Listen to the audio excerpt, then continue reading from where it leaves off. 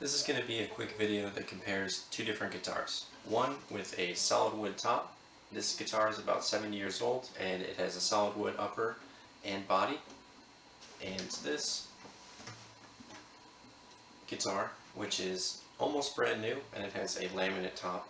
Things to note about these two guitars before we start. One, this has a slightly thicker top, as well as it has a slightly higher action than the other. These guitars also have the same strings. They've both been restrung recently and have about the same amount of hours on both of the strings.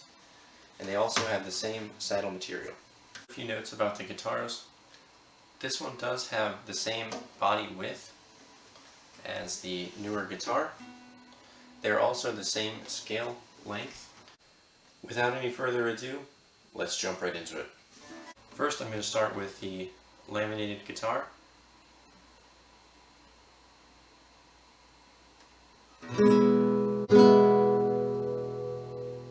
Now for the nylon strings, I'm just going to play a simple T and then again a fast transition to the vintage guitar.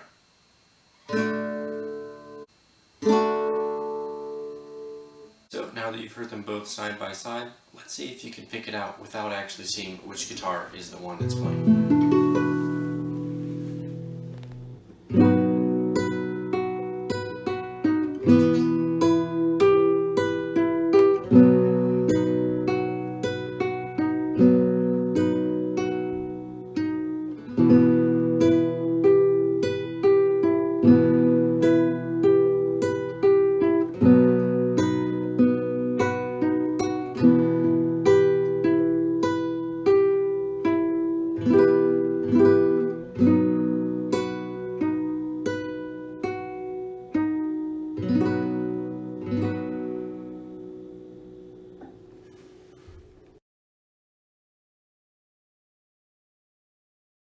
And somehow, if you guessed the vintage guitar, you guessed correct.